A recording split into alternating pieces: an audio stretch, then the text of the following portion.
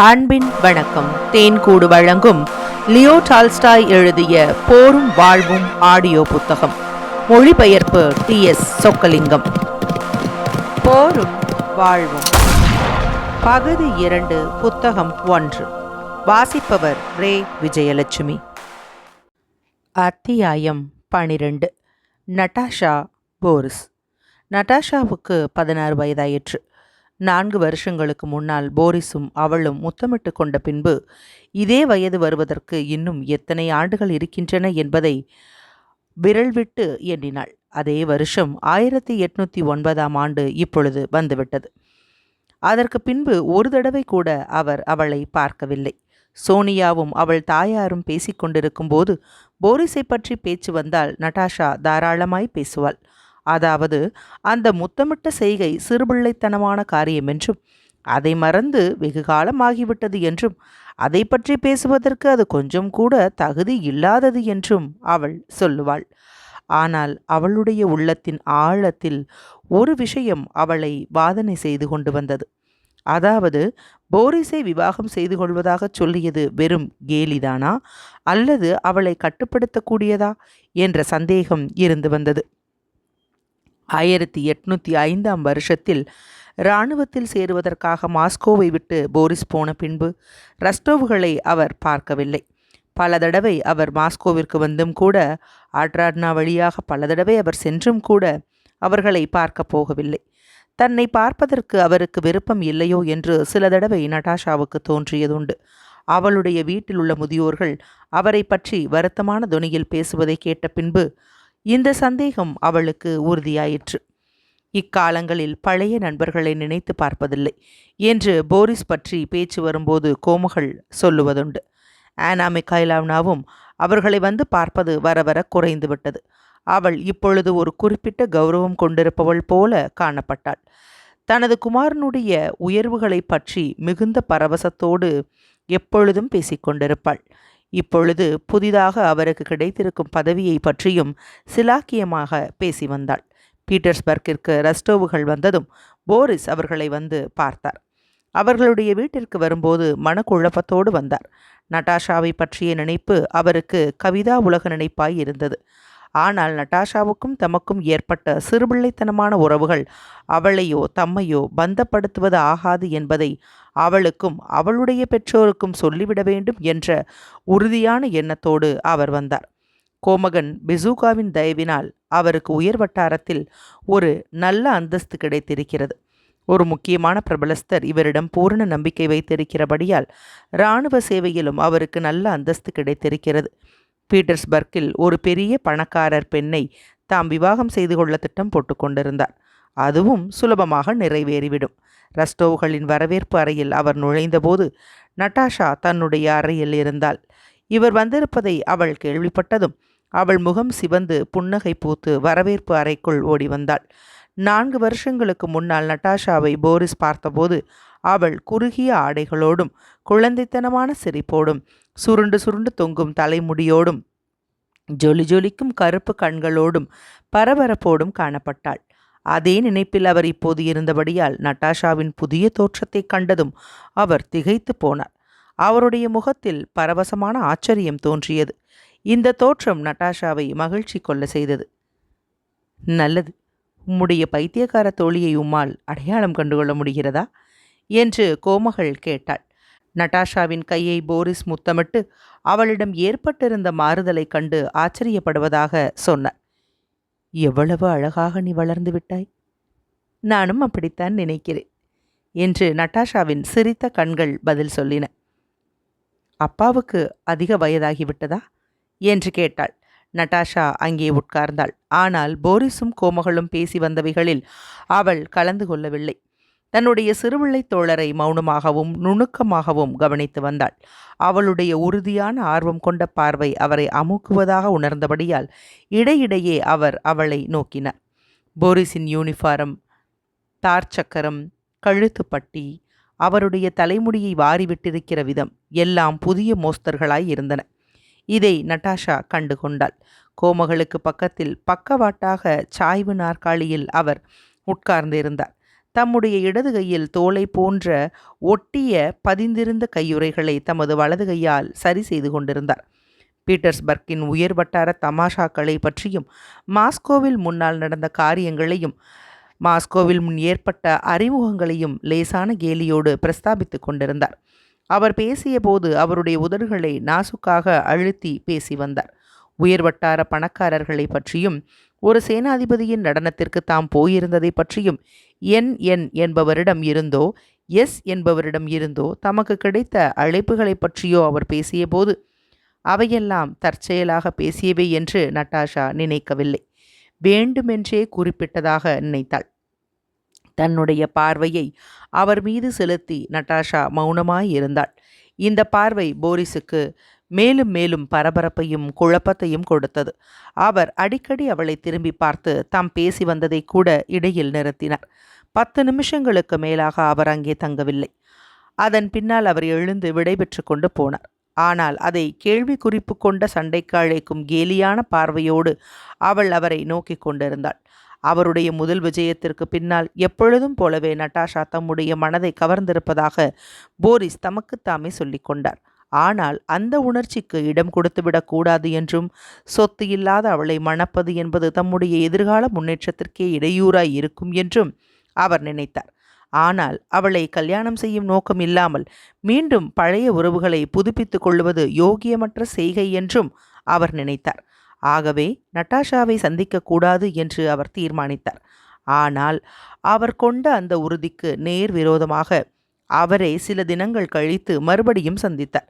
ரஸ்டோவ்களை அடிக்கடி சந்திப்பதும் நாள் பூராவாக அங்கே இருப்பதும் அதன் பின்னால் சகஜமாய்விட்டது. பழைய காலங்களை மறந்துவிட வேண்டும் என்றும், அவள் தம்முடைய மனைவியாக வர முடியாது என்றும், தமக்கு சொத்துகள் இல்லாததால் அவளை தாம் திருமணம் செய்து கொள்ள அவர்கள் சம்மதிக்க மாட்டார்கள் என்றும் நட்டாஷாவுக்கு தெளிவாக்கிவிட வேண்டும் என்று அவருக்கு தோன்றியது. ஆனால் அப்படி செய்ய அவர் தவறிவிட்டார். அதை பற்றி விளக்கம் சொல்ல நினைக்கும் போதெல்லாம் தர்ம சங்கடமாக அவருக்கு அது தோன்றியது. நாளாக ஆக அந்த சிக்கலில் அவர் மேலும் மேலும் உழன்று வந்தார். போரிஸ் மீது முன்போலவே நட்டாஷா காதல் கொண்டிருப்பதாக அவளுடைய தாயாருக்கும் சோனியாவுக்கும் தோன்றியது. போரிஸுக்கு பிரியமான பாட்டுகளை நட்டாஷா பாடினாள். தன்னுடைய குறிப்பு புத்தகத்தை அவரிடம் காட்டி அதில் எழுதும்படி செய்தாள். கடந்த காலத்தை பற்றி பிரஸ்தாபிப்பதற்கு அவள் விடாமல் நிகழ்காலம் எவ்வளவு மனோகரமாய் இருக்கிறதென்று அறிந்து கொள்ளும்படி செய்தாள். ஒவ்வொரு நாளும் அவர் சொல்ல விரும்பியதை சொல்லாமல், தாம் என்ன செய்து கொண்டிருக்கிறோம் என்பதை அறியாமல், எதற்காக அங்கே வருகிறோம் என்பதையும் அறியாமல், இவையெல்லாம் எப்படி முடியப் போகிறது என்பதையும் உணராமல் மூடுபனியால் மூடப்பட்டவரைப் போல போரிஸ் போய்க் கொண்டிருந்தார். ஹெலனை சந்திப்பதை அவர் விட்டுவிட்டார். அதனால் அவளிடமிருந்து நாள்தோறும் கண்டன கடிதங்கள் வந்து கொண்டிருந்தன. இருந்தாலும் நாள் பூராவாக ரஸ்டோவ்கள் வீட்டிலேயே அவர் காலங்கழித்து வந்தார். அத்தியாயம் 12 நிறைவுற்றது. அத்தியாயம் 13. தாயுடன் நட்டாஷா பேச்சு. ஒரு நாள் இரவு கோமகள் ரஸ்டோவ் ஒரு கம்பளத்தில் முழங்கால் படியிட்டு தரைவரை குனிந்து பிரார்த்தனை செய்து கொண்டிருந்தாள். அவள் தலையில் படுக்கை தொப்பியும் உடம்பில் ஒரு ஜாக்கெட்டும் தரித்திருந்தாள். செயற்கையான சுருளை முடிகொண்ட டோப்பாவை அவள் கழற்றி வைத்திருந்தபடியால் அவளுடைய இயற்கையான சிறிய தலைமுடி ரோமங்கள் அவளுடைய வெள்ளை தொப்பிக்குள் அடங்கியிருந்தன. அவள் பிரார்த்தனை செய்து கொண்டிருந்த போது கதவு திறக்கும் சப்தம் கேட்டது. நட்டாஷா தனது கால்களில் செருப்புகளை போட்டுக்கொண்டு தலைமுடியை சுருளையாக்கி கட்டிக்கொண்டு படுக்கை ஜாக்கெட் அணிந்து அறைக்குள் ஓடி வந்தாள். தனது பிரார்த்தனை கவனம் கலைய கோமகள் சுற்றி பார்த்து முகம் சுழித்தாள். இந்த சோஃபா தான் எனது கல்லறையாக இருக்கப் போகிறதா என்று அவள் தன்னுடைய கடைசி பிரார்த்தனை அடிகளை சொல்லி முடித்தாள். ஆவலோடும் முகம் சிவந்தும் காணப்பட்ட நட்டாஷா தனது தாயார் பிரார்த்தனை செய்து கொண்டிருப்பதை பார்த்ததும் தான் ஓடி வந்ததை திடீரென்று நிறுத்தி பாதி உட்கார்ந்தாள். தன்னையே கண்டித்து கொள்ளுகிற மாதிரி தன்னை அறியாமலேயே தன் நாக்கை வெளியே நீட்டினாள். இன்னமும் தன் தாயார் பிரார்த்தனை செய்து கொண்டிருப்பதை பார்த்ததும் மெதுவான அடி எடுத்து வைத்து படுக்கைக்கு ஓடி ஒரு காலால் மற்றொரு காலில் உள்ள செருப்பை தள்ளி 2 செருப்புகளையும் கழற்றிவிட்டு படுக்கையில் குதித்தாள். அந்த படுக்கைதான் தனது கல்லறையாகிவிடுமோ என்று கோமகள் பயந்தாள். அந்த சோஃபா உயரமாக இருந்தது. அதில் ஓர் இறகு மெத்தை போடப்பட்டிருந்தது. கீழிருக்கும் தலையணைக்கு சிறியதாக ஒன்றின் மேல் ஒன்றாக 5 தலையணைகள் அதில் இருந்தன. படுக்கையில் குதித்த நட்டாஷா இறகு மெத்தையில் அமிழ்ந்து அதில் புரண்டு சுவரோரமாக போனாள். அதிலிருந்த படுக்கை துணியால் தன்னை மூடி தனது முட்டுக்கால்களை நாடிக்கு கொண்டு வந்து திடீரென்று உதைத்து வெளியே கேட்காமல் சிரித்து அதன் பின்னால் தலையிலிருந்து பூராக மூடிக்கொண்டு தனது தாயாரை பார்த்தாள். கோமகள் தனது பிரார்த்தனையை முடித்துவிட்டு கடினமான முகத்தோடு படுக்கைக்கு வந்தாள். நட்டாஷாவின் தலை மூடப்பட்டிருப்பதை பார்த்ததும் பலவீனமான இனிய முறையில் அவள் புன்னகை கொண்டாள். இப்பொழுது என்ன, இப்பொழுது என்ன என்றாள் அவள். அம்மா, நாம் கொஞ்சம் பேசுவோமா? ஆமாவா என்றாள் நட்டாஷா. இப்பொழுது உன்னுடைய தொண்டையில் ஒன்று மற்றொன்று அது போதும் என்று சொல்லி அவள் தனது தாயாரின் கழுத்தை வளைத்து கொண்டு அவளை தொண்டையில் முத்தினாள்.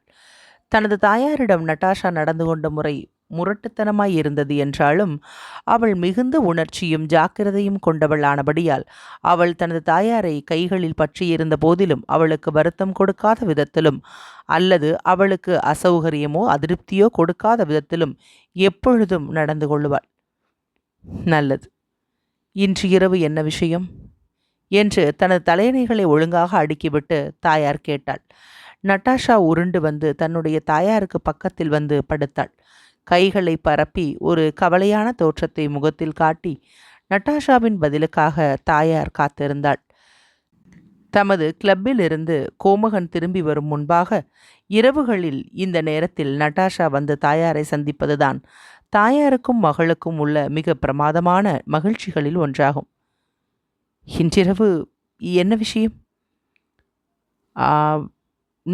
ஆனால் நான் உனக்கு சொல்ல வேண்டும். நட்டாஷா தனது கையை தாயாரின் வாயில் வைத்து மூடினாள். போரிஸை பற்றி எனக்கு தெரியும் என்று அவள் மிகுந்த சிரத்தையோடு சொன்னாள். அதை பற்றிதான் நான் இப்பொழுது வந்திருக்கிறேன். நீ அதை சொல்ல வேண்டாம். எனக்கு தெரியும். இல்லை, எனக்கு சொல்லு என்று கூறி தனது கையை எடுத்துக்கொண்டாள். அம்மா, எனக்கு சொல்லு. அவர் இனிமையாக இருக்கிறார் அல்லவா? நட்டாஷா, உனக்கு 16 வயதாகிவிட்டது. உன்னுடைய வயதில் எனக்கு கல்யாணமாகிவிட்டது. போரிஸ் இனிமையானவர் என்று நீ சொல்லுகிறாய். அவர் மிகவும் இனிமையானவர். ஒரு மகனைப் போல நான் அவர் மீது பிரியம் கொண்டிருக்கிறேன். ஆனால் அப்புறம் என்ன? நீ எதை பற்றி நினைத்து கொண்டிருக்கிறாய்? நீ அவருடைய தலையை முற்றிலும் திருப்பிவிட்டாய். எனக்கு அப்படித்தான் தோன்றுகிறது. இதை கோமகள் சொல்லிய போது சுற்றி திரும்பி தனது மகளை பார்த்தாள். நட்டாஷா படுத்துக்கொண்டு நேராக அசையாமல் அந்த கட்டிலில் மூலையில் செதுக்கப்பட்டிருந்த ஒரு கருங்காலி ஸ்பிங்ஸ் அப்படின்னா இந்த இடத்துல எகிப்திய மனித சிங்க உருவம் பார்த்து கொண்டிருந்தாள். ஆகவே அவளுடைய முகத்தின் பக்கவாட்டைத்தான் தாயாரால் பார்க்க முடிந்தது. அந்த முகத்தில் காணப்பட்ட தனிப்பட்ட சிரத்தையும் ஒருமனப்பட்ட தோற்றமும் அவள் மனதில் பதிந்தன. நட்டாஷா கவனித்து கொண்டு சிந்தித்து கொண்டிருந்தாள். நல்லது, அப்புறம் என்ன என்று அவள் சொன்னாள். நீ அவருடைய தலையை முற்றிலும் திருப்பிவிட்டாய். ஏன்? அவரிடமிருந்து உனக்கு என்ன வேண்டும்? அவரை நீ கல்யாணம் செய்து கொள்ள முடியாது என்பது உனக்கு தெரியும். ஏன் முடியாது என்று தன்னுடைய நிலைமையை மாற்றிக்கொள்ளாமல் நட்டாஷா பேசினாள். ஏனென்றால் அவர் இளைஞராக இருக்கிறார். ஏனென்றால் அவர் ஏழை. ஏனென்றால் அவர் ஒரு பந்து. இன்னமும் ஏனென்றால் நீ அவரை காதலிக்கவில்லை. உனக்கு எப்படி தெரியும்? எனக்கு தெரியும் என் கண்ணே. அது சரியல்ல. ஆனால் எனக்கு வேண்டுமென்றால் என்றாள் நட்டாஷா. அந்த அசட்டு பேச்சை பேசுவதை விட்டுவிடு என்றாள் கோமகள். ஆனால் எனக்கு வேண்டுமென்றால் நட்டாஷா. நான் சிரத்தையோடு அவள் பேசுவதை முடிக்கும்படி நட்டாஷா விடவில்லை. கோமகளின் பெரிய கையை தன்னிடம் இழுத்து புறங்கையில் முத்தமிட்டாள். பின்னால் உள்ளங்கைகளில் முத்தமிட்டாள். அதன் பின்னால் மறுபடியும் திரும்பி விரல்களில், முடிச்சுகளில், விரல்களுக்கு மத்தியில் உள்ள இடங்களில் இம்மாதிரியாக முத்தமிட்டு கொண்டு, ஜனவரி, பிப்ரவரி, மார்ச், ஏப்ரல், மே, பேசுமா, நீ ஏன் ஒன்றும் சொல்லாமல் இருக்கிறாய், பேசு என்று அவள் தனது தாயாரை திரும்பி பார்த்து சொன்னாள். அவள் தனது குமாரியை கனிவோடு நோக்கி கொண்டிருந்தாள். அந்த கவனத்தில் தான் சொல்ல விரும்பியவைகளையெல்லாம் சொல்லுவதற்கு மறந்து போனாள். அது பிரயோஜனமில்லை என் அன்பே. நீ சிறு குழந்தையாக இருக்கிற காலத்திலிருந்தே ஏற்பட்ட இந்த நட்பை எல்லாரும் புரிந்து கொள்ள முடியாது. அவர் உன்னுடன் மிகுந்த அந்யோன்யமாக இருப்பதை நமது வீட்டிற்கு வருகிற மற்ற வாலிபர்கள் பார்ப்பார்களானால் உன்னை பற்றி அவர்கள் தவறாக நினைப்பார்கள். இவை எல்லாவற்றிற்கும் மேலாக நீ பிரயோஜனமும் இல்லாமல், ஒரு பிரயோஜனமும் இல்லாமல் நீ அவரை வேதனைக்கு உள்ளாக்குகிறாய். ஏற்கனவே அவர் தமக்கு பொருத்தமான பணக்கார ஜோடியை கண்டுபிடித்திருப்பார். இப்பொழுது நீ அவரை அரை பைத்தியமாக்குகிறாய். பைத்தியமா என்று நட்டாஷா திருப்பி கேட்டாள். என்னை பற்றி உனக்கு சில காரியங்களை சொல்லுகிறேன். எனக்கு ஒரு மைத்துனர் இருந்தார். எனக்கு தெரியும், சிரில் மாட்வைச். ஆனால் அவர் வயதானவர். அவர் எப்பொழுதுமே வயதானவர் அல்ல. ஆனால் நட்டாஷா, நான் செய்யப்போவது இதுதான். நான் போரிஸோடும் பேசுகிறேன். அவர் இங்கே அடிக்கடி வரவேண்டியதில்லை. அவருக்கு பிரியமிருந்தால் ஏன் கூடாது? ஏனென்றால் அதனால் எந்த பிரயோஜனமும் ஏற்படாது என்பது எனக்கு தெரியும். உனக்கு எப்படி தெரிய முடியும்? இல்லையம்மா, அவரிடம் பேச வேண்டாம். என்ன அசட்டுத்தனம் என்று தமது சொத்துக்களை பறிகொடுத்தவர் பேசுவதை போன்ற துணியில் நட்டாஷா பேசினாள். நல்லது, நான் விவாகம் செய்ய மாட்டேன். அவருக்கு இங்கே வருவது மகிழ்ச்சியாய் இருந்தால் அவர் வந்து போகட்டும். நானும் மகிழ்ச்சியாய் இருப்பேன். நட்டாஷா புன்சிரிப்பு கொண்டு தனது தாயாரை பார்த்தாள். விவாகம் செய்வதற்காக அல்ல, சும்மா அப்படி இருப்பதற்காக என்று மேலும் பேசினாள். அப்படி என்றால் எப்படி என் செல்வமே? அப்படியேதான். அவரை விவாகம் செய்ய வேண்டுமென்று எனக்கு அவசியமில்லை. ஆனால் அப்படி இருப்பேன்.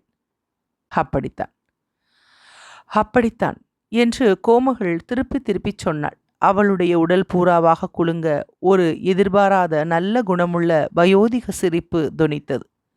சிரிக்க வேண்டாம், நிறுத்து என்று நட்டாஷா கூச்சலிட்டாள். இந்த படுக்கை முழுவதையும் நீ குலுக்குகிறாய். நீ அப்படியே என் மாதிரியே இருக்கிறாய். நீ மற்றொரு சிரிப்புக்காரி, பொறு என்று அவள் சொல்லி கோமகளின் கைகளை பற்றி அவளுடைய சுண்டு விரலின் முடிச்சை முத்தமிட்டாள். அவள் அப்படி முத்தமிடும் போது ஜூன், ஆகஸ்ட் என்று சொல்லி மற்றொரு கையில் முத்தமிட்டாள். ஆனால் அம்மா, அவர் அவ்வளவு அதிகமாக காதல் கொண்டிருக்கிறாரா? நீ என்ன நினைக்கிறாய்? யாராவது உன்னிடம் அவ்வளவு அதிகமாக காதல் கொண்டது உண்டா? அவர் மிகவும் இனிமையானவர், மிக மிக இனிமையானவர். ஒரு விஷயம் என்னவென்றால், என்னுடைய போக்கிற்கு அவர் பொருத்தமானவர் அல்ல. அவர் மிகவும் குறுகிய நோக்கமுள்ளவர்.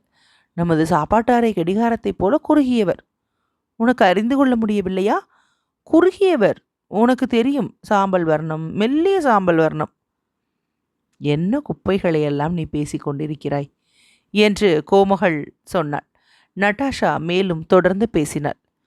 உனக்கு உண்மையாகவே தெரியவில்லையா? நிக்கலஸுக்கு அதை அறிந்து கொள்ள முடியும்.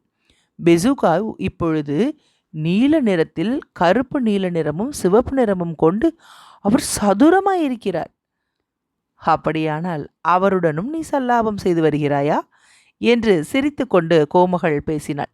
இல்லை, அவர் ஒரு ஃப்ரீமேசன் என்பதை நான் கண்டுபிடித்தேன். அவர் உயர்ந்தவர், கருநீலமும் சிகப்பும். அதை பற்றி உனக்கு நான் எப்படி விளக்கி கூறுவேன்? குஞ்சு கோமகளே என்று கதவுக்கு பின்னாலிருந்து கோமகன் அழைக்கும் குரல் கேட்டது. நீ இன்னும் தூங்கவில்லையா? நட்டாஷா குதித்தெழுந்து தன்னுடைய செருப்புகளை கைப்பற்றி வெறுங்காலோடு தன்னுடைய அறைக்கு ஓடினாள். அன்று அவள் தூங்குவதற்கு வெகுநேரம் ஆயிற்று. அவள் அறிந்த எல்லாவற்றையும், அவளிடம் உள்ளே இருக்கிற எல்லாவற்றையும் ஒருவராலும் அறிய முடியாது என்று அவள் சிந்தித்து கொண்டே இருந்தாள்.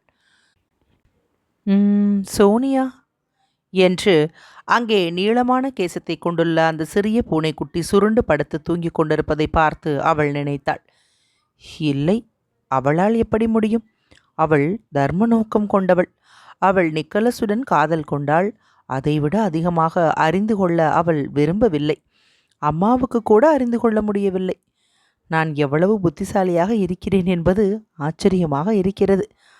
அவள் எவ்வளவு கவர்ச்சியாய் இருக்கிறாள். அவள் தன்னை பற்றி மூன்றாவது நபர் பேசுவதைப் போல, ஒரு புத்திசாலியானவர் பேசுவதைப் போல, மனிதர்களில் எல்லாம் சிறந்த புத்திசாலி அவளை பற்றி பேசுவதைப் போல அவள் மனோராஜ்யம் செய்தாள்.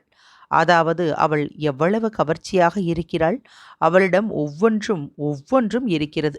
அவள் அசாதாரணமான புத்திசாலியாகவும் கவர்ச்சி உள்ளவளாகவும் இருக்கிறாள். மேலும் அவள் அழகாயும் அசாதாரணமான அழகாயும் சுறுசுறுப்பாயும் இருக்கிறாள். அவள் நீந்துகிறாள், சிலாக்கியமாக குதிரை சவாரி செய்கிறாள். அவளுடைய குரலோ, அது ஒரு ஆச்சரியமான குரல் என்பதை உண்மையாகவே ஒருவரால் சொல்ல முடியும். செருபினி என்பவர் கட்டிய ஒரு பாட்டை அவள் வாய்க்குள் முணுமுணுத்து கொண்டு படுக்கையில் படுத்தாள். சீக்கிரம் தூங்கிவிடலாம் என்ற இனிமையான நினைப்பைக் கண்டு அவள் சிரித்தாள். துனியாஷா என்ற தன்னுடைய வேலைக்காரியை அழைத்து மெழுகுவர்த்தியை அணைக்கும்படி சொன்னாள். துனியாஷா அந்த அறையை விட்டு போவதற்கு முன்பாகவே அவள் மற்றொரு உலகமான சந்தோஷமுள்ள கனவுகள் நிறைந்த உலகத்திற்கு போய்விட்டாள். அங்கே யதார்த்தமாய் காண்பதைப் போலவே ஒவ்வொன்றும் சுமூகமாகவும் அழகாகவும் காணப்பட்டன. அது வித்தியாசமான உலகாய் இருந்தபடியால் இன்னும் அதிகமான அழகாகவும் காணப்பட்டன. மறுநாள் போரிஸை கோமகள் தனியாக அழைத்து அவருடன் பேசினாள். அதன் பின்னால் ரஸ்டோவ்களின் வீட்டிற்கு அவர் வருவதை நிறுத்தி கொண்டார். அத்தியாயம் 13 நிறைவுற்றது. அத்தியாயம் 14 நட்டாஷாவின் நடன அலங்காரம். 1810 புது வருஷத்தின் முதல் நாளாகிய டிசம்பர் 31ஆம் தேதி அன்று கேத்ரின் காலத்திய பிரபலமாய் விளங்கிய பிரபலஸ்தர் ஒரு நடன கச்சேரியையும் நள்ளிரவு சாப்பாட்டையும் ஏற்பாடு செய்திருந்தார். ராஜதந்திர சேவையில் உள்ளவர்களும் சக்கரவர்த்தியும் கூட அங்கு பிரசன்னமாயிருப்பதாய் இருந்தது. எல்லோரும் அறிந்த அந்த பிரபலஸ்தரின் மாளிகை இங்கிலீஷ் துறைமுகத்திற்கு பக்கத்தில் எண்ணற்ற விளக்குகளோடு ஜொலித்து கொண்டிருந்தது. பிரகாசமான அந்த மாளிகையின் வாசலில் போலீசார் நிறுத்தி வைக்கப்பட்டிருந்தார்கள். அந்த வாசலிலிருந்து சிகப்பு கம்பளம் விரிக்கப்பட்டிருந்தது. போலீஸ்காரர் மட்டுமல்ல, டஜன் கணக்காக போலீஸ் அதிகாரிகளும் போலீஸ் தலைவரும் அந்த முற்ற மண்டபத்தில் நின்று கொண்டிருந்தார்கள். வண்டிகள் வந்து கொண்டும் போய்கொண்டும் இருந்தன. புதிதாய் வருகிறவர்களை சிகப்பு டவாலி அணிந்த சேவகர்களும் தோகை தொப்பி அணிந்த சேவகர்களும் வரவேற்றார்கள். வண்டிகளிலிருந்து யூனிபாரம் அணிந்தவர்களும் நட்சத்திர பதக்கம் அணிந்தவர்களும் ரிப்பன்களை அணிந்தவர்களும் இறங்கினார்கள். சீமாட்டிகள் சாட்டின், எர்மைன் என்ற ஆடைகளில் படக்கென்ற சப்தத்தோடு கீழே விடப்பட்ட வண்டிகளின் படிகளில் ஜாக்கிரதையாக கால் வைத்ததும் அங்கிருந்து சப்தமில்லாமல் வேகமாக உள்ளே போனார்கள். ஒவ்வொரு தடவையும் ஒரு புதிய வண்டி வரும்போதெல்லாம் அங்கிருந்த கூட்டத்திற்குள் ஒரு குசுகுசுப்பான பேச்சு பரவி அங்கிருந்தவர்கள் தாங்களே தங்களுடைய தொப்பிகளை எடுத்து காத்து கொண்டிருந்தார்கள். சக்கரவர்த்தியா? இல்லை, ஒரு மந்திரி, இளவரசர், சேனாதிபதி. அந்த தோகைகளை நீ பார்க்கவில்லையா என்று கூட்டத்திற்குள் குசுகுசுப்பான ஒலி பரவி வந்தது. அங்கு நின்றவர்களை விட நன்றாக உடை அணிந்த ஒருவர் அங்கு வருகிற ஒவ்வொருவரையும் அறிந்தவர் போல பிரபலஸ்தர்கள் வந்ததும் அவர்களின் பெயர்களை சொல்லிக் கொண்டிருந்தார். விருந்தாளிகளில் 3வது நபர் கூட வந்துவிட்டார் அங்கு. ஆனால் பிரசன்னமாய் இருக்க வேண்டிய ரஸ்டோவ்கள் இன்னமும் அணிவதிலேயே அவசரமாய் இருந்தார்கள். இந்த நடன கச்சேரிக்காக ரஸ்டோவ்களின் குடும்பத்தில் எத்தனையோ தயாரிப்புகளும் விவாதங்களும் நடந்தன. தங்களுக்கு அழைப்பு வராமல் போய்விடுமோ என்று பயந்தார்கள். குறிப்பிட்ட நேரத்திற்குள் ஆடைகள் தயாராகி விடாமல் இருந்து விடுமோ என்று சந்தேகப்பட்டவர்கள், அல்லது வேறு ஏதோ சில காரியங்கள் எப்படி இருக்க வேண்டும் என்று விரும்பினார்களோ அம்மாதிரி குறிப்பிட்ட நேரத்திற்குள் தயாராகி விடாமல் போய்விடுமோ என்று நினைத்தார்கள். மரியா இக்னாடேவ்னா பெரோன்ஸ்கியா என்பவள் ஒல்லியாகவும் மஞ்சள் நிறமாகவும் காணப்பட்டாள். அவள் சக்கரவர்த்தியின் தாயாருடைய கௌரவ தோழி. ரஸ்டோவ் சீமாட்டியின் பந்துவாகவும் நண்பராகவும் இருந்தாள். ரஸ்டோவ் குடும்பத்தாரை பீட்டர்ஸ்பர்க்கின் உயர் வட்டாரங்களில் அவள்தான் அறிமுகப்படுத்தி வைத்தாள். அவள் ரஸ்டோவ் குடும்பத்தாருடன் நடனத்திற்கு வருவதாக ஏற்பாடு செய்திருந்தாள். டாரிடா கார்டன்ஸ் என்ற இடத்திலுள்ள அவளுடைய வீட்டிற்கு வந்து 10 மணிக்கு அவளை அழைத்து கொண்டு போவதாக ஏற்பாடு. ஆனால் இப்போதோ 10 மணிக்கு இன்னும் 5 நிமிஷங்கள் தான் இருந்தன. ஆனால் இன்னமும் பெண்கள் உடையணிந்து முடிக்கவில்லை. ஒரு பிரமாதமான நடன கச்சேரிக்கு நட்டாஷா போவது இதுதான் முதல் தடவை. அன்று காலையில் அவள் 8 மணிக்கே எழுந்து அன்று பூராவாக பரபரப்புடனும் சுறுசுறுப்புடனும் காணப்பட்டாள். அன்று காலையிலிருந்து அவளுடைய கவனத்தை எல்லாம் தானும் தன்னுடைய அம்மாவும் சோனியாவும் எவ்வளவு சிறந்ததாக உடையணிய முடியுமோ அம்மாதிரி அணிய வேண்டும் என்பதிலேயே பூராவாக ஒரே சிந்தனையாக செலுத்தி கொண்டிருந்தாள். சோனியாவும் நட்டாஷாவின் தாயாரும் நட்டாஷா எம்மாதிரி சொல்கிறாளோ அம்மாதிரியே செய்து வந்தார்கள். ஒரு தேன் வர்ண வெல்வெட் உடையை கோமகள் அணிவது என்றும் மற்ற 2 பெண்களும் ஒரு சிகப்பு பட்டு பாவாடையை அணிவது என்றும் அவர்களுடைய சட்டைகளில் ரோஜாப்பூ வைத்துக் கொள்வது என்றும் தலைமுடிகளில் அழகாக பின்னால் போட்டு அலங்கரித்துக் கொள்வது என்றும் முடிவு செய்தார்கள். அவசியமான ஒவ்வொன்றையும் ஏற்கனவே செய்தாகிவிட்டது. பாதங்கள், கைகள், கழுத்துகள், காதுகள் இவைகளையெல்லாம் கழுவி சுத்தம் செய்தார்கள். அத்தோடு வாசனை போட்டு பவுடரும் போட்டார்கள். ஒரு நடன கச்சேரிக்கு எம்மாதிரி செய்ய வேண்டுமோ அம்மாதிரி செய்தார்கள். பட்டு கால் உடைகளையும் வெள்ளை வெல்வெட் ஜோடுகளையும் அணிந்தார்கள். தலைமுடி அலங்காரம் அநேகமாய் முடிந்துவிட்டது. சோனியா உடை அலங்காரத்தை முடித்து கொண்டிருந்தாள். ஆனால் நட்டாஷா மற்றவர்களுக்கு உதவி செய்து கொண்டு பரபரப்பாய் இருந்தபடியால் அவளுடைய அலங்காரங்கள் இன்னும் முடியவில்லை. அவள் இன்னும் நிலைக்கண்ணாடிக்கு முன்னால் வந்து உட்கார்ந்து கொண்டிருந்தாள். அவளது மெல்லிய தோள்கள் மீது ஆடை அணியும் சட்டை காணப்பட்டது. அறையின் மத்தியில் அலங்காரங்களை முடித்துவிட்டு சோனியா நின்று கொண்டிருந்தாள். ஒரு ஊசியை அமுக்கி தன்னுடைய விரல் வலிக்கிற வகையில் குத்தி கொண்டிருந்தாள். அவளுடைய பட்டு நாடாவில் அந்த ஊசியை அழுத்திய போது அந்த நாடா கிரீச்சிட்டது.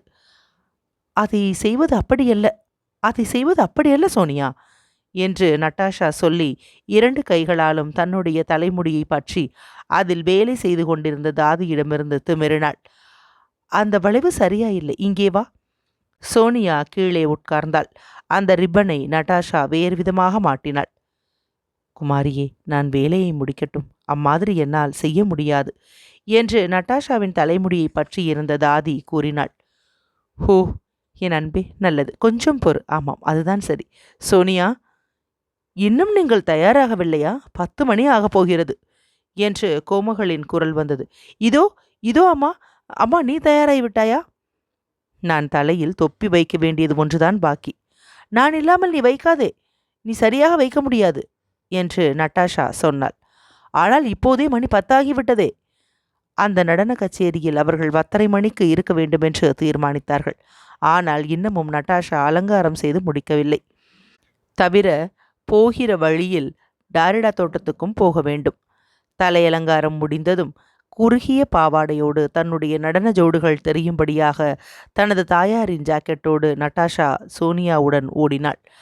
அவள் அலங்காரம் சரியாக இருக்கிறதா என்று பார்த்துவிட்டு தன்னுடைய தாயாரிடம் ஓடினாள். தாயாருடைய தலையை இப்பக்கமும் அப்பக்கமுமாக திருப்பி பார்த்துவிட்டு அவளுடைய நரைமயிரில் வேகமாக முத்தமிட்டுவிட்டு தன்னுடைய தாதிகள் இருக்கும் இடத்திற்கு திரும்ப ஓடி வந்தாள். அவர்கள் அவளுடைய பாவாடையில் உள்ள விளிம்பை மடித்து உயரத்தை குறைத்து கொண்டிருந்தார்கள். நட்டாஷாவின் பாவாடை நீளமாக இருந்தபடியால் அதை மடக்கி விடுவதில் இப்போது தாமதப்பட்டு கொண்டிருந்தது. 2 தாதிகள் அந்த பாவாடையின் ஓரத்தை மடக்கி தைத்து கொண்டிருந்தார்கள். ஒரு தாதி கோமகளிடமும் சோனியாவிடமும் இங்கும் அங்கும் ஓடிக்கொண்டிருந்தாள். மற்றொரு தாதி அவர்களுடைய உடைகளை கையில் தூக்கி பிடித்து கொண்டு நின்றாள். மாவ்ரா, சீக்கிரம் என் கண்ணே, என்னுடைய அங்குஸ்தானை கொடு. குமாரி, அங்கிருந்து. நீங்கள் எப்போதுதான் தயாராகப் போகிறீர்கள் என்று அங்கே வாசலுக்கு வந்த கோமகன் கேட்டார். இதோ சென்ட் இருக்கிறது. பெரோன்ஸ்கையா காத்து காத்து அழுத்து போயிருப்பாள். தயாராகிவிட்டது குமாரி என்று தாதி சொல்லி அவளுடைய உயரமான பாவாடையை குலுக்கி அதை 2 விரல்களால் பிடித்து கொண்டு அதிலிருந்து எதையோ ஒன்றை விளக்குவதற்காக அதை உதறி ஊதிக்கொண்டு அதன் மூலம் அந்த ஆடை ரொம்ப சுத்தமாய் இருப்பதாக காட்டிக் கொண்டிருந்தாள். நட்டாஷா தன்னுடைய ஆடையை அணிந்து கொள்ள ஆரம்பித்தாள். ஒரு நிமிஷம் உள்ளே வர வேண்டாமப்பா என்று அவர் கதவை திறந்தபோது கூச்சலிட்டாள். அச்சமயம் அவள் மெல்லியதான அவளுடைய மஸ்லின் பட்டு பாவாடையை தலை வழியாக போட்டு கொண்டிருந்தாள். அவளுடைய முகத்தையெல்லாம் அது மறைத்திருந்தது. கதவை சோனியா மீண்டும் சாத்தினாள். 1 நிமிஷத்திற்கு பின்பாக கோமகனை அவர்கள் உள்ளே வரவிட்டார்கள். அவர் ஒரு நீல நிற கோட்டணிந்து காலுறையும் ஜோடுகளும் அணிந்து தலைக்கு பொமேடு தடவி வாசனை போட்டிருந்தார். ஹோ அப்பா, நீர் எவ்வளவு இனிமையாக விளங்குகிறீர், ரொம்ப கவர்ச்சிகரம் என்று நட்டாஷா கூச்சலிட்டாள். அவள் அறையின் மத்தியில் நின்று தன்னுடைய பாவாடையில் உள்ள மடிப்புகளை எடுத்துவிட்டு கொண்டிருந்தாள்.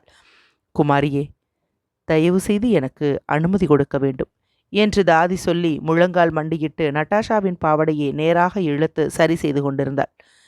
நீ என்ன வேண்டுமானாலும் சொல்லு, என்று சோனியா ஒரு அதைரியமான குரலோடு நட்டாஷாவை பார்த்து சொன்னாள். நீ என்ன வேண்டுமானாலும் சொல் என்றாலும் இன்னும் அது நீளமாகத்தான் இருக்கிறது. நட்டாஷா அங்கிருந்து கண்ணாடிக்கு முன்பாக போய் தன்னை பார்த்தாள். அந்த பாவாடை நீளமாகத்தான் இருந்தது. அம்மா, உண்மையில் அது நீளமாகவே இல்லை என்று மாவரா சொல்லி முழங்கால்களிலேயே அந்த இளம் சீமாட்டிக்கு பின்னால் தவழ்ந்து போய் கொண்டிருந்தாள். நல்லது, அது நீளமாயிருந்தால் அதை மேலே இழுத்து கட்டுவோம். ஒரு நிமிஷத்தில் மேலே இழுத்து மடித்து விடலாம் என்று துனியாஷா என்பவள் உறுதியோடு சொல்லி முழங்காலில் அமர்ந்து வேலை செய்ய ஆரம்பித்தாள். அதே வினாடியில் மெதுவாக அடியெடுத்து வைத்து நாணத்தோடு தலையில் தொப்பி அணிந்து வெல்வெட் கவுன் அணிந்து கோமகள் உள்ளே வந்தாள். ஓஹோ, என் அழகே என்று கோமகன் கூச்சலிட்டார். உங்கள் எல்லோரையும் விட அவள் அழகாய் காணப்படுகிறாள். அவர் அவளை ஆலிங்கனம் செய்திருப்பார். ஆனால் முகம் நாணிச் சிவந்து தன்னுடைய ஆடை கசங்கிவிடுமோ என்று பயந்து கோமகள் அப்புறமாக ஒதுங்கினாள். அம்மா, உன்னுடைய தொப்பியை இந்த பக்கமாக கொஞ்சம் சாய்த்து வை, நான் அதை சரியாக வைக்கிறேன் என்று சொல்லிவிட்டு நட்டாஷா அவளிடம் ஓடினாள். அவளுடைய பாவாடையை தைத்து கொண்டிருந்த அந்த தாதிகளால் அவள் போகிற வேகத்தில் பின்னால் தவழ்ந்து வர முடியாததால் அந்த பாவாடை ஒரு இடத்தில் கிழிந்து விட்டது. அட கடவுளே, என்ன நேர்ந்து விட்டது? உண்மையில் அது என் தவறல்ல. பாதகமில்லை, அதை நான் சரி செய்து விடுகிறேன், அது வெளியே தெரியாது என்றாள் துனியாஷா. எப்பேற்பட்ட அழகு, ஒரு அசல் ராணியே மாதிரி இருக்கிறாள் என்று ஒரு தாதி வாசலுக்கு வந்தபோது சொன்னாள். சோனியாவை பாருங்கள், எல்லோருமே ரொம்ப அழகாக இருக்கிறார்கள். 10:15 மணிக்கு கடைசியாக அவர்கள் தங்கள் வண்டிகளில் ஏறி அமர்ந்து புறப்பட்டார்கள். இன்னமும் டாரிடா தோட்டங்களுக்கு போக வேண்டியிருந்தது. பெரோன்ஸ்கயா தயாராயிருந்தாள். அவள் வயதானவளாய் இருந்தாலும் அழகாய் இல்லாதவளாய் இருந்தாலும் ரஸ்டோவ்களைப் போலவே எல்லா அலங்காரங்களையும் செய்து முடித்திருந்தாள். ஆனால் அவ்வளவு அவசரப்படாமல் நிதானமாய் செய்திருந்தாள். ஏனெனில் அவளை பொறுத்த வரையில் இதெல்லாம் அவளுக்கு சகஜமான வேலைகள். அவளுடைய விகாரமான வயோதிக உடம்பை நன்றாய் சுத்தம் செய்து வாசனையும் பவுடரும் போட்டு ரஸ்டோவ்கள் மாதிரியே அவள் அலங்காரம் செய்திருந்தாள். காதுகளுக்கு பின்னால் ஜாக்கிரதையோடு அவள் சுத்தம் செய்து அவளுடைய வரவேற்பு அறைக்குள் மஞ்சள் உடையில் அவளுடைய கௌரவ தோழி என்ற பதக்கத்தை அணிந்து நுழைந்தாள். அச்சமயம் அந்த கிழவிகளின் தாதியும் ரஸ்டோவ்களின் தாதிகள் எப்படி மெய்மறந்து புகழ்ந்தார்களோ அதே மாதிரி புகழ்ந்தாள். ரஸ்டோவ்களின் அலங்காரங்களை பெரோன்ஸ்கயா புகழ்ந்தாள். அவர்கள் அவளுடைய அலங்காரத்தையும் புகழ்ந்தார்கள். 11 மணிக்கு எல்லோரும் தங்களுடைய தலை அலங்காரங்கள் கலைந்து விடாதபடி ஜாக்கிரதையாக வண்டிகளில் அமர்ந்து புறப்பட்டார்கள். அத்தியாயம் 14 நிறைவுற்றது. அத்தியாயம் 15. நடன அரங்கு. காலையிலிருந்து நட்டாஷாவுக்கு ஒரு வினாடி கூட ஓய்வு இல்லாமல் இருந்தது. அவள் என்ன செய்ய வேண்டும் என்பதை பற்றி யோசிப்பதற்கு கூட அவளுக்கு நேரம் இல்லை. அந்த குளிர்ச்சியான காற்றில் நெருங்கி இருந்து அசைந்து போகும் அந்த வண்டியில் முதலாக யோசிக்க ஆரம்பித்தாள். அந்த பிரகாசமான வெளிச்சம் போடப்பட்டுள்ள அந்த நடன மண்டபத்தில் சங்கீதம், புஷ்பங்கள், நடனங்கள் இவைகளோடு சக்கரவர்த்தியும் பீட்டர்ஸ்பர்க்கில் உள்ள புத்திசாலிகளான வாலிபர்களும் நிறைந்த அந்த மண்டபத்தில் தனக்கு எம்மாதிரி நடக்கப் போகிறது என்பதை முதலாக மனோராஜ்யம் செய்ய ஆரம்பித்தாள். நடக்கப் போவதை பற்றி அவளுக்கு ரொம்ப பிரமாதமாய் தோன்றியபடியால் உண்மையில் அம்மாதிரி நடக்கும் என்று அவளால் நம்பவே முடியவில்லை. ஏனெனில் வெளியிலிருந்த குளிர்ந்த இருட்டும் வண்டிக்குள்ளிருந்த நெருக்கடியும் அவளுடைய நினைப்பிற்கு பொருத்தமில்லாமல் இருந்தன. அவள் அந்த மாளிகையின் வாசலில் இறங்கிய பின்புதான் அவள் அனுபவிக்கப் போகிறவைகளை அறிந்து கொள்ள முடிந்தது. வாசலில் விரிக்கப்பட்டிருந்த சிவப்பு கம்பளத்தின் வழியாக நடன மண்டபத்திற்குள் நுழைந்தாள். தன்னுடைய உரோம மேல் சட்டையை கழற்றிவிட்டு சோனியாவோடு தாயாருக்கு முன்பாக பிரகாசமான ஒளியோடும் இரு வரிசைகளிலும் புஷ்பங்களோடும் தோன்றிய அந்த மெத்தை படிக்கட்டுகளில் ஏறிப்போனாள். அப்பொழுதுதான் ஒரு நடன கச்சேரியில் தான் எப்படி நடந்து கொள்ள வேண்டும் என்ற ஞாபகம் அவளுக்கு தோன்றியது. அம்மாதிரி சந்தர்ப்பங்களில் ஒரு பெண்ணுக்கு அத்தியாவசியம் என்று அவள் கருதிய கம்பீரமான தோற்றத்தை அவள் மேற்கொண்டாள். ஆனால் அதிர்ஷ்டவசமாக அவளுடைய கண்களில் நீர் நிறைந்தபடியால் அவளால் தெளிவாக எதையும் பார்க்க முடியவில்லை. அவளுடைய நாடி நிமிஷத்திற்கு 100 தடவை அடித்தது. அவளுடைய இருதயத்தில் இரத்தம் படபடத்தது. அதனால் அந்த தோற்றத்தை அவளால் மேற்கொள்ள முடியவில்லை. அப்படி செய்திருந்தால் அவளுக்கு பரிகசிக்க தகுந்ததாய் இருந்திருக்கும். பரபரப்பினால் உணர்ச்சியை இழந்து அதை மறைப்பதற்கு தன் முழு பலத்தால் முயற்சி செய்து மேலே நடந்து கொண்டிருந்தாள். இந்த தோற்றம்தான் அவளுக்கு மிகச்சிறந்ததாய் இருந்தது. அவர்களுக்கு முன்பாகவும் பின்பாகவும் நடன உடைகள் அணிந்து தாழ்ந்த குரலில் பேசிக்கொண்டு பல விருந்தாளிகள் அங்கு வந்து கொண்டிருந்தார்கள். படிக்கட்டுகளில் திரும்பும் இடங்களில் நிலைக்கண்ணாடிகள் வைக்கப்பட்டிருந்தன. அவைகளில் சீமாட்டிகளின் வெள்ளை, வெளிர் நீலம், சிவப்பு உடைகளும் அவர்களுடைய திறந்த கழுத்துகளிலும் கைகளிலும் அணிந்திருந்த வைரங்களும் முத்துகளும் பிரதிபலித்தன. நட்டாஷா அங்கிருந்த கண்ணாடிகளில் தன்னை பார்த்தாள். மற்றவர்களுக்கும் தனக்கும் உள்ள வித்தியாசத்தை அவளால் கண்டுபிடிக்க முடியவில்லை. எல்லாம் ஒன்று சேர்ந்து ஒரு பிரமாதமான ஊர்வலமாய் விளங்கியது. நடன மண்டபத்திற்குள் நுழைந்ததும் அங்கு ஒரே மாதிரியான ரீங்கார ஒலிகள், காலடி ஓசைகள், வாழ்த்துரைகள் இவையெல்லாம் சேர்ந்து நட்டாஷாவின் காதுகளை செவிடாக்கின. அங்கிருந்த வெளிச்சங்களும் மின்னுதல்களும் இன்னும் அவளை அதிகமாக கிறங்க வைத்தன. வீட்டுக்காரரும் அவருடைய மனைவியும் வாசலில் அரை மணி நேரமாக நின்று கொண்டு வருகிறவர்களிடம் எல்லாம் உங்களை பார்ப்பதற்கு மிகுந்த மகிழ்ச்சி அடைந்தோம் என்ற அதே வார்த்தைகளை திரும்ப திரும்ப சொல்லிக் கொண்டிருந்தார்கள். அவர்கள் ரஸ்டோவ்களையும் பெரோன்ஸ்காயாவையும் அதே மாதிரி வரவேற்றார்கள். வெள்ளை உடையில் தங்களுடைய கருங்கூந்தலில் ஒவ்வொருவரும் ஒரு ரோஜா புஷ்பத்துடன் தோன்றிய அந்த 2 பெண்கள் ஒரே மாதிரி வணங்கி மரியாதை செய்தார்கள். ஆனால் அந்த வீட்டுக்காரியின் கண்கள் தன்னை அறியாமலேயே அந்த ஒல்லியான நட்டாஷாவின் உருவத்தில் அதிக நேரம் நிலைத்து நின்றது. அவள் நட்டாஷாவை பார்த்து அவளுக்கு மட்டும் விசேஷமான புன்முறுவல் காட்டினாள். அவளை பார்த்தவுடன் அவளுக்கு தன்னுடைய தங்கத்திற்கு ஒப்பான இனி திரும்ப முடியாத தன்னுடைய இளம் பெண் பருவகால நினைப்புகளும் அவள் முதலில் நடனமாடிய ஞாபகமும் அவளுடைய உள்ளத்தில் ஒருவேளை தோன்றியிருக்கலாம். அந்த வீட்டுக்காரர் நட்டாஷாவை கூர்ந்து கவனித்து அந்த கோமகளை பார்த்து, "குமுது குமாரியா?" என்று கேட்டார். "ரொம்ப கவர்ச்சிகரமானவள்" என்று அவர் சொல்லிவிட்டு தம்முடைய விரல் நுனிகளை முத்தமிட்டு கொண்டார். நடன மண்டபத்தில் விருந்தாளிகள் எல்லோரும் வாசல் பக்கத்தில் கூடி நின்று சக்கரவர்த்தியை எதிர்பார்த்து கொண்டிருந்தார்கள். அந்த கூட்டத்தின் முதல் அணியில் கோமகள் இடம் பிடித்து கொண்டு நின்றிருந்தாள். தன்னை பற்றி பலர் கேட்டுக்கொண்டிருப்பதை நட்டாஷா தன் காதுகளால் கேட்டும் உணர்ந்தும் வந்தாள். நம்மை போன்றவர்கள் இன்னும் சிலர் இருக்கிறார்கள், இன்னும் சிலர் நம்மை விட மட்டமாயிருக்கிறார்கள் என்று அவள் நினைத்தாள். அந்த கூட்டத்திலிருந்த முக்கியமானவர்களை கோமுகளுக்கு சுட்டிக்காட்டி பெரோன்ஸ்கயா சொல்லிக் கொண்டிருந்தாள். "அவர்தான் டச்சு தேசத்து சேனாதிபதி, உனக்கு தெரிகிறதா? அதோ அந்த நரைமுடி கொண்ட மனிதர்" என்று அவள் சொல்லி சுருளையான வெள்ளையான தலைமுடியை அடர்த்தியாக கொண்ட ஒரு வயோதிகரை சுட்டிக்காட்டினாள். அச்சமயம் அவர் சொல்லிய ஏதோ ஒன்றை கேட்டு அவரை சுற்றி நின்ற சீமாட்டிகள் சிரித்து கொண்டிருந்தார்கள்.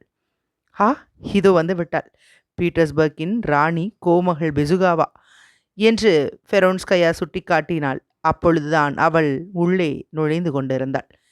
எவ்வளவு இனிமையானவள்! மரியா ஆண்டோனாவுக்கு முற்றிலும் சமமாக இருக்கிறாள். இங்கே மரியா ஆண்டோனாவ்னா அப்படின்றவங்களுக்கு கீழே ஒரு குறிப்பு இருக்குது. மரியா ஆண்டோனாவ்னா நாரிஷ்கினா என்பவள் மிக பிரமாதமாக புகழ்பெற்ற ராஜசபை அழகி, முதலாவது அலெக்சாண்டர் சக்கரவர்த்தியின் வைப்பாட்டி. பிறவியில் அவள் இளவரசி செட்வெர்டைன்ஸ்கியா. மறுபடியும் நாவலுக்குள்ளே போகலாம். அங்கே பாருங்கள், ஆண்கள் வாலிபர்களும் வயோதிகர்களும் அவளுக்கு எப்படி மரியாதை செய்கிறார்கள் என்று பாருங்கள். மிகுந்த அழகானவள், மிகுந்த புத்திசாலி. அந்த இளவரசர் இருக்கிறாரே, அவர் அவளிடம் மிகுந்த பைத்தியம் கொண்டு இருக்கிறார். அதோ பாருங்கள், அந்த 2 பேர், அவர்கள் அழகாயில்லாவிட்டாலும் கூட அவள் பின்னால் ஓடுவதை பாருங்கள். அந்த மண்டபத்தில் குறுக்காய் வந்து கொண்டிருந்த ஒரு சீமாட்டியையும் அவளுக்கு பின்னால் வந்து கொண்டிருந்த அவளுடைய அழகற்ற குமாரியையும் அவள் சுட்டிக்காட்டினாள். அவள் ஒரு நல்ல சிலாக்கியமான ஜோடி, ஒரு பெரிய பணக்காரி. இங்கே பாருங்கள், அவளை விவாகம் செய்து கொள்ளக்கூடிய ஜோடிகள் பின்னால் வருகிறார்கள் என்று பெரோன்ஸ்கயா கூறினாள். அவர்தான் பெசுகாவாவின் சகோதரர் அனட்டோல் குராக்கின் என்று அவள் சொல்லி ஒரு அழகான குதிரைப்படை அதிகாரியை சுட்டிக்காட்டினாள். அவர் அச்சமயம் நிமிர்ந்த தலையோடு அவர்கள் பக்கமாக போய்க் கொண்டிருந்தார். அந்த சீமாட்டிகளின் தலைகளுக்கு மேலாக எதையோ ஒன்றை பார்த்து கொண்டே போனார்.